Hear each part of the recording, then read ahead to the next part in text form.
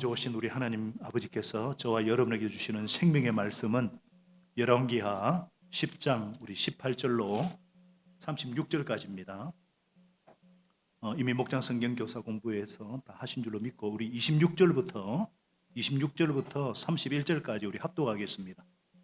26절부터 31절까지 성경 펴시고 화면도 보시고 26절부터 같이 시작. 바알 신전의 우상들을 끌어내어 불태웠다. 바알의 우상들을 깨뜨렸을 뿐만 아니라 바알의 신전을 헐어서 변소로 만들기까지 하였는데 이것이 오늘까지도 그대로 있다.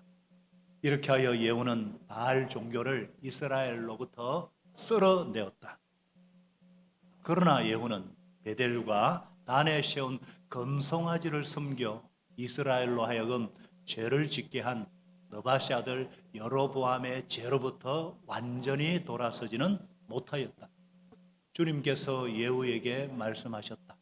너는 내가 보기에 일을 바르게 잘하여 내 마음에 들도록 아합의 가문을 잘 처리하였으니 내 4대 자손까지는 이스라엘의 왕위를 지키게 될 것이다. 그러나 예후는 주 이스라엘의 하나님의 율법을 지키는 일에 마음을 다 기울이지는 못하였고 이스라엘로 죄를 짓게 한 여로보암의 죄로부터 돌아서지는 못하였다. 아멘. 자, 이 오늘 본문을 읽고 의문과 아쉬움에 안타까움에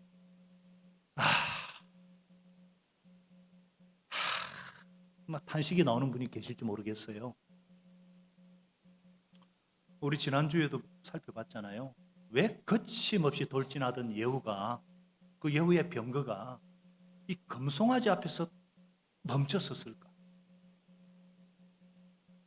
바알 숭배자들을 이 척결하는 그 놀라운 열심의 정점에서 정작 예후 자신은 왜 금송아지 앞에 무너지는가? 왜 이런 일이 성경에서 특히 열왕기서에서 반복해서 일어나는가 의문이 들지 않나요? 여러분 제가 다 말씀드리지 못하지만 짧게 중요한 것을 말씀드릴게요.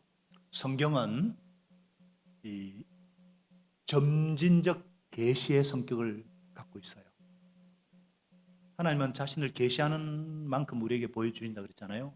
성경에 하나님 자신을 계시해 놓으셨는데 계시의 점진성, 점진적 계시의 성격을 갖고 있다는 거죠. 무슨 말이냐?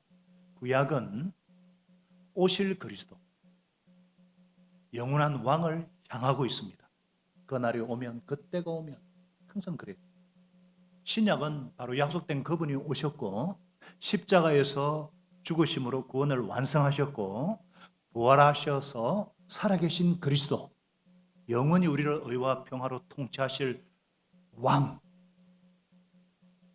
그 왕은 우리 속에 성령으로 들어오시고 함께 하시는 왕, 그리고 완전한 하나님의 나라를 통치하실 왕의 귀환, 재림을 향하고 있어요. 이게 점진적으로 이렇게 계시의 말씀이다. 그래서 이 구약은 미완성의 역사처럼 보이지만 사실은 더 완전한 구원자를 갈망하게 하는 역사다. 이렇게 말씀드릴 수가 있어요. 오늘 하나님께서 이 열왕기하 말씀을 통해서 예후라는 거울을 통해서 우리에게 묻고 계셔요. 너의 열심으로, 너의 의지로 바알의 죄, 아합 가문의 죄, 여로보암의 죄 사슬을 끊을 수가 있느냐?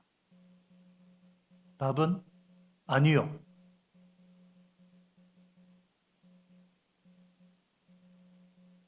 이것이 인간 의지가 가진 처절한 한계입니다. 불처럼 뜨겁게 일어났지만 금방 식어버리는 인간 의지의 한계, 인간 열심의 한계, 종교적 열심의 한계예요. 자, 그래서 하나님께서는 예후의 순종을 칭찬하셨죠. 그래서 4대까지 북이스라엘의 19명의 왕이 쿠데타로 죽고 죽이는, 그런데 예후의 순종을 하나님께서는 칭찬하시면서 4대까지 왕위를 약속하셔요. 그럼에도 오늘 성경은 슬픈 결론을 우리에게 남깁니다. 우리 31절을 다시 한번 읽겠습니다. 31절 시작. 그러나 예후는 주 이스라엘의 하나님의 율법을 지키는 일에 마음을 다 기울이지는 못하였고 이스라엘로 죄를 짓게 한 여로보암의 죄로부터 돌아서지는 못했다. 완전히 돌아서지는 못했다. 어떻게 해서 이런 일이? 아니, 성령의 기름 부음을 받고 열심을 냈던 예후였는데 문제는 그의 마음이 하나님의 말씀, 율법에 뿌리 내리지 못했을 때에 그 열심은 반심이었다는 거예요. 반밖에 안 됐다는 거예요. 주님을 향한 열심이 자기 열심으로 변질됐다는 거예요. 너무 안타깝죠. 너무 아쉽죠. 아쉽지 않아요? 아니, 그렇다면 다윗의 등불을 지키겠다는 하나님의 약속은 어떻게 되는가? 그래서 점진적 계시라 그랬습니다. 자, 오늘 이 말씀이 저와 여러분에게 주시는 은혜와 진리는 무엇인가? 우리에게 도전하시는 하나님의 음성은 무엇인가? 첫째로 열심을 넘어서 전심으로 나아가야 된다. 다 같이요. 열심을 넘어 전심으로. 예. 열심보다 중요한 것이 전심이에요. whole heart. 마음을 다 기울이는 전심이 중요해요. 반심 갖고는 안 된다는 거예요. 완전히 여로보암의 죄로부터 돌아서는 것이 중요하다. 자, 우리 지난 시간에 하나님을 향한 열심히 특심하던 예후가 여호나답을 병거에 태웠습니다. 주를 향한 열심의 거룩을 동력자로 붙잡았습니다. 거룩을 장착을 했어요. 예후는 이제 하나님께 주신 담대함과 그 믿음으로, 말씀의 성취에 대한 믿음을 가지고 바알 숭배 척결을 위한 과감한 종교 개혁을 단행했습니다.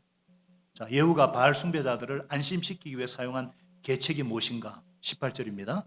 예후는 백성들을 다 모아놓고 말했어요. 이미 아람 왕 이세벨, 여호야다에서 다 죽이고 난 뒤에 정치적인 이제 척결 뒤에 이제 종교 개혁까지. 아합은 바알을 조금밖에 섬기지 않았지만 이 예후는 그보다 더 열심히 섬기겠습니다. 그러니 이제 바알 예언자들과 종들과 제사장들을 한 사람도 빠짐없이 모두 나에게 불러다 주시오. 하나님은 예후의 이 화려한 언변과 열심을 사용하셨어요. 그래서 바알의 종들이, 우상 숭배자들이 하나도 빠지지 않고 모두 신전에 들어왔어요. 그래서 이제는 바알 숭배자들에게 예복을 입혀라. 예복을 입히게 했어요. 예복을 입게 한 목적이 무엇일까요? 바알 숭배자인지 아닌지 구별하기 위해서.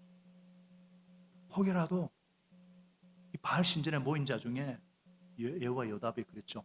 이 중에 하나님을 섬기는 종이 혹 있을지 살폈다 그랬잖아요. 그런 후에 신전문을 딱 잠가버렸어요. 그리고는 호위병들과 시종무관을 시켜서 80명이나 되는 전부 다 칼을 차고 바알 숭배자들을 모조리 죽여버리는 참수하는 끔찍하고 살벌한 개혁을 단행했습니다. 그리고는 모든 신전의 우상들을 끌어내어 불태웠어요. 모든 우상들, 식기들 다 불태웠어요. 심지어 바알의 우상들을 깨뜨렸을 뿐 아니라 그곳을 뭐로 만들었다고요? 변소로까지 만들었다. 여러분, 고대에 신전이란 무슨 의미가 있어요? 가장 거룩하고 정결해야 될 신전입니다. 변소로 만들었다. 이것은 바알이라는 신은 인간의 배설물보다 똥오줌보다 못한 가짜 신이다. 아주 모욕이고 부정하게 만드는 이 바알 아세라 왕실 종교거든요. 이 바알의 건의를 오물처럼 끝내버렸어요. 그래서 다시는 신전을 짓지 못하도록 대담하고 철저한 개혁을 조처했습니다. 이렇게 해서 예후는 바알 종교를 이스라엘로부터 쓸어냈습니다. 그러나 문제가 뭐냐? 29절. 29절 다시 한번 읽겠습니다. 시작. 그러나 예후는 베델과 단에 세운 금송아지를 숨겨 이스라엘로 하여금 죄를 짓게 한 느바시 아들 여로보암의 죄로부터 완전히 돌아서지는 못하였다. 미완성이라는 거예요. 이런 대담한 종교 개혁에도 불구하고 정작 자기 마음속에 있는 이 금송아지 우상은 변소로 만들지 못했어요. 밖의 우상은 오물로 덮었지만 안의 우상은요, 무슨 보물도 아니고 그렇게 간직했다는 거예요. 바알은 썰어버렸지만 이스라엘로 하여금 죄를 짓게 한 이 금송아지 숭배 여로보암의 죄를 떠나지 못했어요. 위완의 개혁, 온전치 못한 개혁이에요. 이런 질문이 생기잖아요. 도대체 인간의 어떤 그런 의지와 열심으로 어디까지 개혁할 수 있는가? 여러분, 도대체 이 여로보암의 금송아지 숭배가 어떤 위치고 어떤 영향력을 가졌길래 이것을 없애지 못하느냐? 여러분, 우리가 열왕기상부터 계속 배워왔어요. 배워왔거든요. 한번 정리해 볼게요. 솔로몬이 성전을 짓고 우상 숭배하니까 하나님께서 나라를 쪼개냈잖아요. 여로보암 북쪽 열지파 로밤. 이 여로보암 1세가 어떻게 했습니까? 솔로몬 사후에 나라가 분열되니까 백성들이 예배를 위해서 남유대 예루살렘 성전으로 가는 것을 막기 위해서 북이스라엘 남쪽과 북쪽 끝단에 금송아지 상 2개를 만들었어요. 베델은 뭐냐? 남쪽 유다 국경에 가장 가까운 곳이에요. 예루살렘으로 가려는 백성들의 길목을 차단하는 영적인 방어선 역할을 해요. 북쪽의 단은 뭐냐? 끝자락에 위치해가지고 국민들이 예루살렘까지 갈 필요 없이 가까운 곳에서 종교적인 욕구를 해소시키려는 편리주의의 극치입니다. 비도 오고 연휴가 있는데 무슨 또 교회까지 그럴 필요 없고 집에서 그냥 죄송합니다. 온라인으로 보지 무슨 온라인 그 예배 아닙니다. 성경에 온라인으로 예배 드리라는 말이 없어요. 이해가 되십니까? 예배는 sacrifice, 희생이에요. 희생. 헌신이에요. 하나님께서 우리를 위해서 헌신하신 것을 기억하고 감사하고 우리 자신을 드리는 것이 예배입니다. 그런데 보세요. 바알 숭배는 딱 멸했는데 이 금송아지를 남겨둔 것은요, 이게 교묘한 흡인력이 있거든요. 어떤 것이냐? 종교적인 혼합주의예요. 금송아지 숭배는 아예 다른 신을 섬기는 바알 숭배와 달리 이 금송아지가 너희를 이집트에서 구해주신 하나님이다. 이게 하나님이다. 그러니까 하나님을 섬기되 내 방식대로 섬겨도 된다 이 말이에요. 이것은 바알 숭배보다 훨씬 더 분별하기 어렵고 뿌리 깊은 죄악이에요. 두 번째, 정치적인 경제적인 실리. 예후에게 있어서 금송아지는 단순한 우상이 아니라 왕권을 지탱하는 기둥입니다. 금송아지를 딱 치워버리는 순간 백성들이 신앙의 정통성을 찾아서 예루살렘 성전으로 향할 것이고, 이것은 예후 왕조의 정치적인 위기를 의미하죠. 예후는 하나님의 말씀보다는 자신의 왕자를 더 신뢰했던 것입니다. 세 번째 금송아지는 뭘 의미하느냐? 영적인 기회주의입니다. 예후는 아합 가문 처단 이런 사명에는 열심을 냈어요.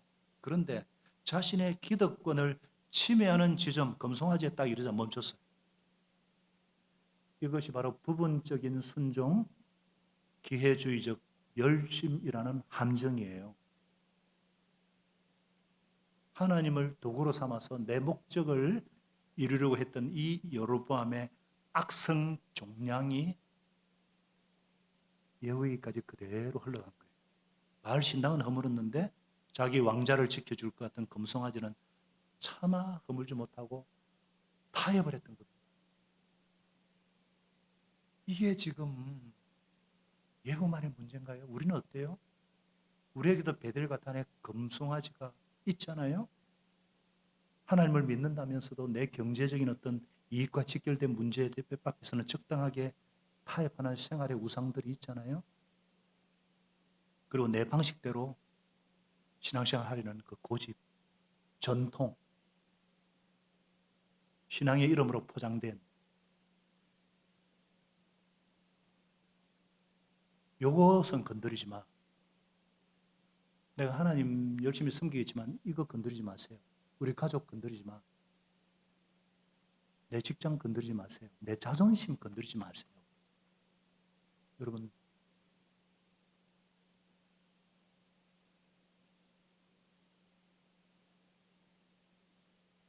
심지어 이것을 어떤 신앙 색깔로 정체성으로 착각해서 하나님이 건드리는 것조차 막으려 하거나 두려워합니다. 여로보암의 죄는 끈질겨요.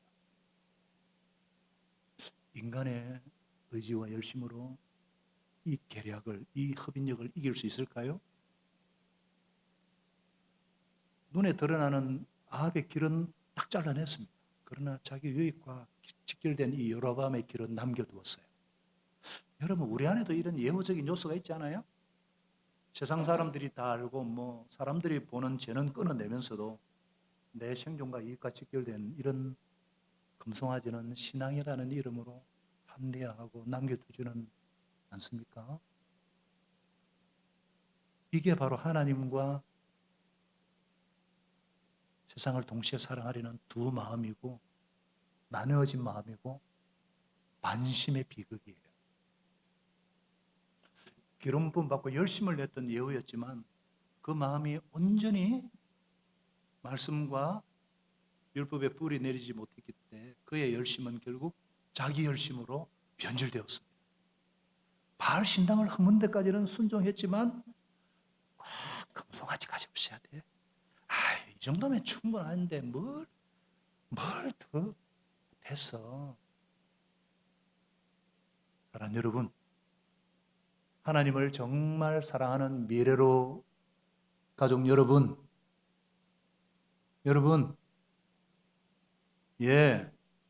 열심보다 중요한 것이 전심입니다. 열심은 언젠가는 짜증을 내게 돼 있고요, 섭섭함이 되게 돼 있고요, 언젠가는 타협으로 변질이 됩니다.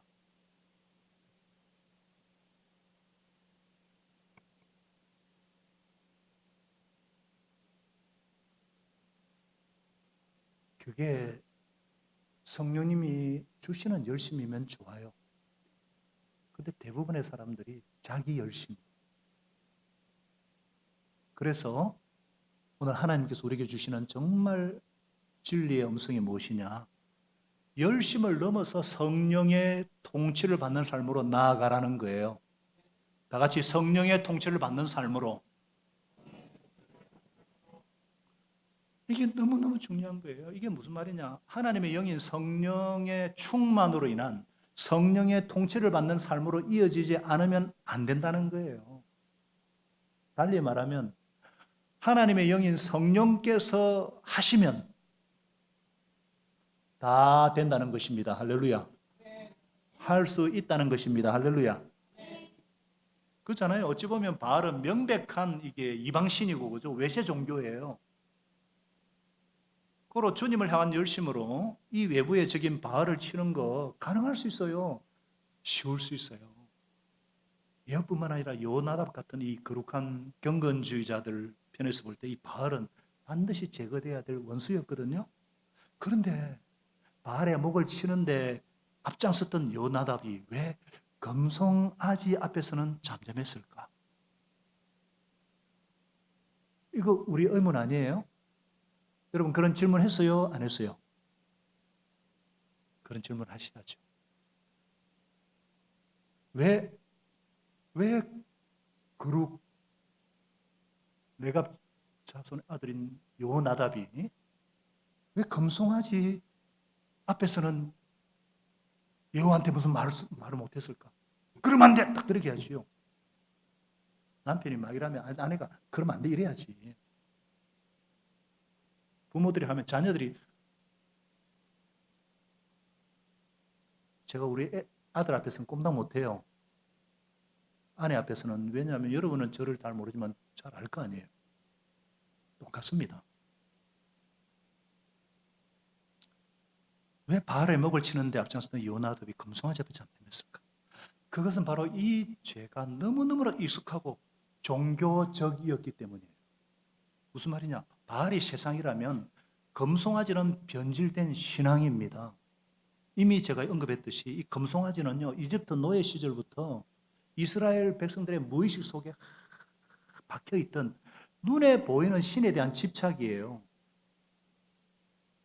광야 시절부터 분열 왕국 초기 때부터 이스라엘은 백성들 뭐야? 보이지 않는 하나님보다 눈에 보이는 금송아지를 통해서 안전을 확인받고 축복을 확인받고 싶은 거예요.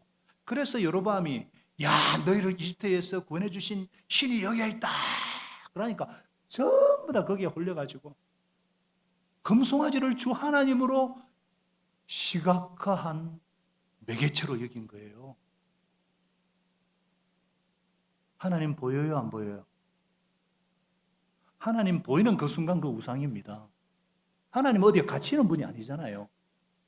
그런데 딱 금송아지 앞에 딱 가다 놨고 하나님 그걸 지 마음대로 하는 거지.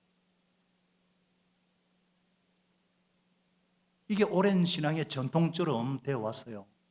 우리 중에도 그런 분이 있어요. 교회 그러면 예배당으로 아는 분이 계시잖아요. 이 예배당 교회 아닙니다.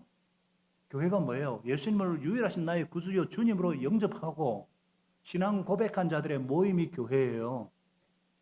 그래서 5월 7일, 17일에 야예배 가는 것을 이상하게 여기는 분들은 있으면 정말 모르는 겁니다. 나는 죽어도 여기서 예배 드리겠다. 그러든가 말든가. 거기에는 말씀도 없을 끼고. 응? 얼마나 우리가 이상한 오해와 전통에 매여가지고 그렇다고 그러면 여기 안 모이고 그거 아니죠. 하나님은 오늘은 주님의 날이니까 예수님이 죽으시고 부활하신 날이니까 연합으로 모여서 그래서 이 두세 사람이 내일은 모인 곳에 주님이 함께 하십니다. 그러니까 이 금송아지를 하나님으로 그냥 막 시각한 매개체로 여기고 게다가 여호와에게 이 금송아지는요 나라를 지키는 정치적인 생명선이에요. 그래서 여호나답이 비록 경건했지만 이 국가의 존립과 직결된 이 정치적 수단까지 뒤흔들기에는 그 역시 뭔가 시대적 정치적 한계 속에 갇혀 있을 가능성이 크다.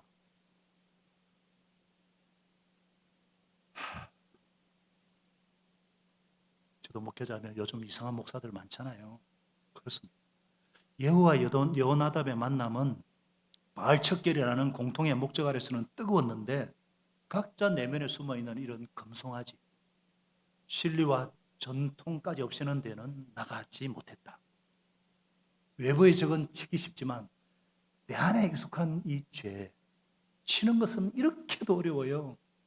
내 본성이 내면이 바뀌지 않고서는 하나님을 형상화한 금송아지에 대한 개혁은 불가능에 가까웠던 것입니다. 이것이 예후와 여호나답이 가졌던 구약적인 한계예요.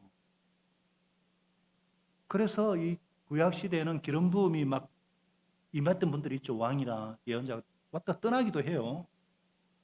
구약의 기름 부음은 사역을 위해서 임했지만 인간의 부패한 본성 자체를 뿌리째 바꾸지는 못했다. 예후는 최고의 열심을 냈지만 결국 진리라는 문턱을 넘지를 못했다. 그래서 외부적인 어떤 법이나 어떤 일시적인 어떤 능력으로는 인간의 마음을 변화시킬 수 없다는 것을 계시해 주고 있는 것입니다. 예, 우리도 마찬가지죠. 우리도 뭐 보통 사람들이 보거든 뭐 이런 세상이 볼 때 명백한 죄에 대해서는 딱 물리치는데 뭔가 신앙의 이름으로 포장된 내 안의 탐욕 건드리지 못해. 그런데 참 감사하게도 예후도 끊지 못했던 예후도 알지 못했던 이 특별한 은혜가 신약의 성도인 저와 여러분에게 주어졌다는 사실입니다. 그게 무엇입니까? 두 가지예요. 십자가의 능력이고 성령님의 통치입니다. 예, 우리에게는 먼저 십자가의 은혜와 능력이 필요해요. 예후의 열심은 아합은 죽였지만 나를 죽이지 못한 열심이에요. 그런데 예후도 넘지 못한 그 문턱을 누가 넘으셨어요? 누가 넘으셨을까요? 예수님은 넘으셨습니다. 무슨 말씀이냐? 예수님은 십자가에서 나의 열심이 아닌 하나님의 뜻에 전심으로 순종하셨습니다. 아버지 내 뜻대로 마시고 아버지의 원대로 하기를 원합니다 하고 전심으로 복종하셨어요. 그래서 우리를 대신해서 죄가 없으신 하나님의 아들이 십자가에서 대신 못 박히셨어요. 그래서 저와 여러분의 인류의 죄와 저주와 형벌과 심판을 다 담당하셨습니다. 그래서 갈라디아 2장 20절 말씀대로 금송아지를 섬기던 나의 옛사람, 내 죄성, 내 한계도 예수님과 함께 십자가에 못 박혔습니다. 함께 죽었습니다. 함께 못 박혔습니다. 그리고 부활하셔서 내 안에 살아계신 주님으로 지금 살고 계십니다. 할렐루야. 그래서 이제 내가 육신 가운데 살고 있는 삶은 뭐냐? 나를 사랑하셔서 나를 위해 자기 몸을 내어주신 하나님의 아들 예수 그리스도를 믿는 믿음 안에서 살아가는 것입니다. 이 예수님은 부활하신 예수님이에요. 여기서 말하는 믿음은 구원 얻는 믿음 아니에요. 실제 삶에서의 신뢰. 나는 죽고 예수로 사는 신뢰. 수동형이라 그랬죠. 나를 정말 사랑하시는 그 사랑에 근거한 믿음. 그래서 이 진리를 경험한 바울이 어떻게 고백했습니까? 빌립보서 3장 8절에 그리스도를 아는 지식이 가장 고상에서 가장 고귀해서 세상의 모든 것 금송아지를 뭐로 여길 수 있었다? 배설물로 여길 수 있었다는 것입니다. 십자가는 겉으로 보면 비참하고 가장 쓸모없고 고통스러운 길 같지만 우리가 끝내 버리지 못한 금송아지도 변소로 여기게 만드는 능력이 있습니다. 예수의 십자가는 인간의 부패한 본성이 죽고 예후의 병거가 멈춘 곳에서도 시작되는 하나님의 능력이요 하나님의 지혜인 줄로 믿습니다. 그래서 이 십자가를 통과하지 않은 사람은 그리스도인이 아니에요. 십자가의 은혜를 모르는 사람은 그리스도인이 아니에요. 십자가에서 내 옛사람과 함께 죽었고 이제 내 안에 주님이 살고 계신 그뿐만 아니에요. 십자가에서 죽으시고 부활하신 예수님을 구주로 주님으로 영접하고 신뢰하는 자에게 새 영을 성령을 불어넣어 주셨습니다. 할렐루야. 이것은 이미 구약에서 여러 곳에서 여러 차례 예언한 거예요. 대표적인 것만 에스겔서 36장 26절에 한번 읽어볼까요? 시작. 너희에게 새로운 마음을 주고 너희 속에 새로운 영을 넣어주며 너희 몸에서 돌같이 굳은 마음을 없애고 살갗처럼 부드러운 마음을 주며 너희 속에 내 영을 두며 너희가 나의 모든 율례대로 행동하게 하겠다. 그러면 너희가 내 모든 규례를 지키고 실천할 것이다. 내 힘으로 하는 게 아니에요. 영을.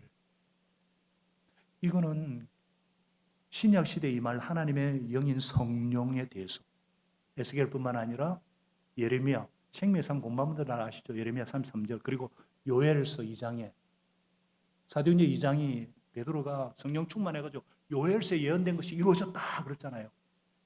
성령이 임해가지고 젊은이는 환상을 보고 늙은이는 꿈을 꾸고 자녀들은 예언을 하고 모든 사람에게 성령을 부어주시는 이거는 이미 구약에 점진적으로 계시하시다가 그러니까 목사님 그러면 기름 부음 받은 예언은 뭐예요? 기름 부음 받은 예언은 성령의 기름 받았어요. 하나님의 역사에 쓰임 받은 도구에 불과했습니다. 그는 자기 사명을 완수하고 그걸로 끝인 줄 알았어요. 기름 부음을 받고서도 하나님과 동행하는 법을 몰랐습니다. 그러나 신약 시대를 사는 우리에게 어떤 복이 주어졌느냐? 오순절에 강림하신 이래로 성령님은 우리 안에 영원히 따라합니다. 영원히 내주하시고 동행하는 시대를 살고 있다. 할렐루야. 성령님의 내주 동행 충만은 신약 시대를 사는 우리에게 주시는 최고의 복이요 계시의 절정임을 믿으시기 바랍니다.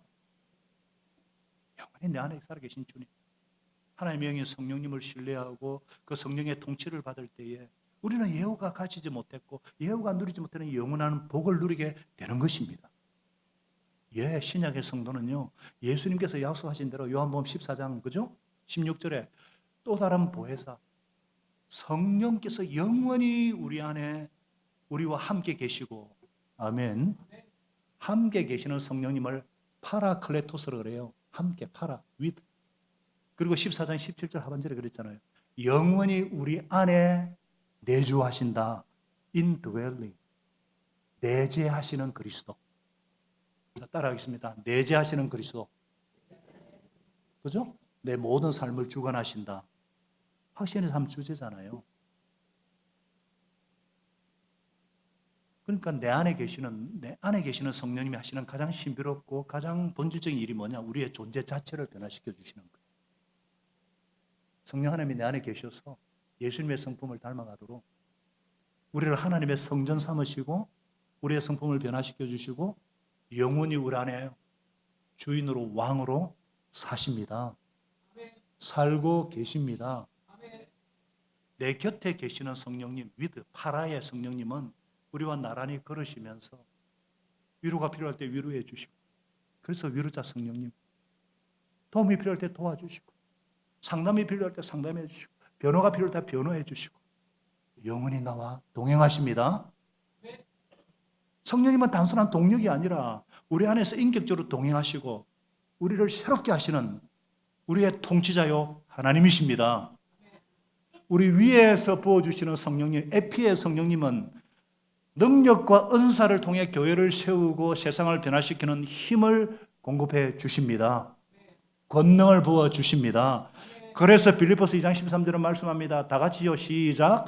하나님은 여러분 안에서 활동하셔서 여러분으로 하여금 하나님을 기쁘게 해드릴 것을 염원하게 하시고 실천하게 하시는 분입니다. 할렐루야. 우리가 성령님의 통치를 다, 성령님이 우리 안에서 활동하시는 하나님이에요. 성령 하나님. 그래서 하나님을 기쁘시게 할 것을 막 간절히 원하게 하시고, 그래서 오늘도 예배 자리를 사모하게 하시고 나온 줄로 믿습니다. 예배 드리고 가족들하고 여행 드리면 가면 되죠. 예배 드리고. 또 그렇게 살 수 있는 능력 주십니다. 무엇보다도 전심으로 따릅니다. 전심으로 하나님을 사랑하는 삶을 살 수 있도록 우리를 도와주십니다. 그래서 예수님께서 가장 크고 첫째 되는 계명이 뭐냐 했을 때 예수님이 마태복음 20장 37절에 뭐라 그랬어요? 네 마음을 다하고 내 목숨을 다하고 내 뜻을 다하여 주 너의 하나님을 사랑하여라. 마음을 다해 하나님을 사랑할 수 있다고 하셨어요. 우리 힘으로는 불가능하지만 예수님이 먼저 그런 사랑을 우리에게 보여주셨고 성령이 너희 속에 임할 때에 하나님을 마음을 다해 사랑할 수 있고 그 사랑으로 이웃도 사랑할 수 있다고 하셨습니다. 할렐루야. 여러분, 정리를 해볼게요. 예후보다 우리가 나은 것이 뭐냐? 열심을 넘어 전심으로 성령의 통치를 받는 삶으로, 그러므로 예후의 열심을 넘어서 성령의 통치로 나아가십시오. 예후의 병거는 거침이 없었지만 그의 마음은 금송아지 앞에 멈췄어요. 아합은 죽였지만 자기 안에 탐욕은 죽이지 못했어요. 그러나 우리 안에 계신 성령님은 어떤 분이시냐? 우리를 그냥 적당하게 개혁시키는 분이 아니라 우리 존재 자체를 새롭게 개조시키시고 새롭게 변하여 셰프 피조물 되게 하시는 하나님이십니다. 예후에게 기름 부음은 사건이지만 우리에게 성령님은 삶이십니다.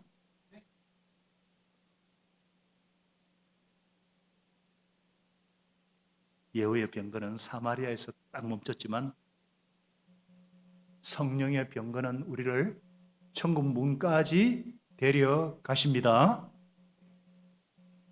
그래서 저와 여러분이 예후처럼 자기 열심 막 자랑하면서 막 적당하게 막 타협하는 그런 자가 되지 마십시다. 혼합주의, 기회주의, 실리주의를 함정에 빠지지 않도록 깨어 조심합시다. 내 안에 계신 성령님께 운전대를 맡깁시다. 그분은 우리를 떠나지 않으시고 버리지도 않으시고 심지어 우리 안에 금송아지까지 다 태워버리실 것이고 우리가 넘어지고 실수할지라도 우리 안에 계신 성령님은 결코 실패하지 않으십니다. 우리에게는 여우가 갈망했지만 얻지 못했더니 영원히 우리 안에 내주하시고 동행하시고 통치하시는 성령님이 계십니다. 그러므로 저와 여러분이 날마다 성령님의 임재 안에서 성령 충만한 복된 삶을 유지하시기를 우리만 할 수 없지만 예수님의 이름으로 축원합니다. 예수님의 이름으로 축복합니다. 다 같이 일어나시겠습니다.